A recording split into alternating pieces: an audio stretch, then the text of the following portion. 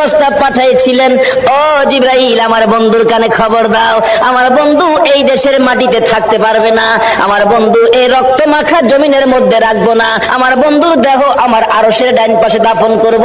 জিবরাইল খবর নিয়ে ডাকতেছেন, হুজুর আল্লাহর সালাম গ্রহণ করুন। আমি জিবরাইলের সালাম গ্রহণ করুন। আল্লাহর নবী গো, আপনার দেহ মোবারক আল্লাহর আরশের ডাইন পাশে দাফন হবে, আপনি খুশির সহিত কবুল করুন। আমার নবী কোনো কথা কয় না, দুইটা চোখের পানি ঝরঝর করে ছাড়তেছে। জিবরাইল বলেন, ইয়া রাসূলুল্লাহ, এত সুন্দর প্রস্তাব নিয়ে আসলাম, কোনো কথা কন না, খালি কাঁদেন কেন জানতে চাই।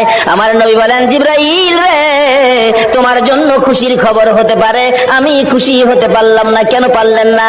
রে জিবরাইল, আমার দাফন আল্লাহর আরশের ডান পাশে হবে, আমি জানতে চাই আমার গুনাহগার উম্মতের দাফন কই হবে রে?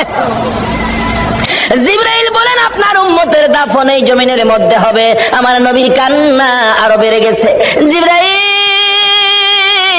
না না, সইতে পারি না, আমি আরশে থাকবো আর আমার উম্মতেরা এই জমিনে থাকবে। আমার মন মানে না, প্রস্তাব আমি রাখবো না। আমার পক্ষ থেকে একটা প্রস্তাব আমার প্রভুর দরবারে তুলে ধরো।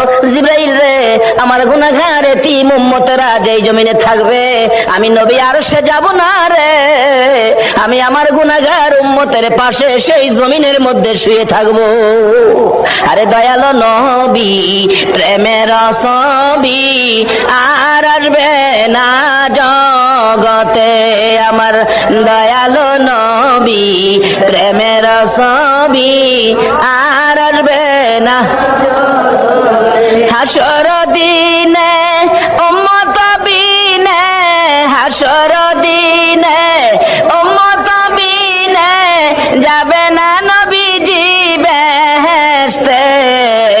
দয়ালো নবী, প্রেমের ছবি আর আসবে না জগতে, আমার দয়ালো নবী, প্রেমের ছবি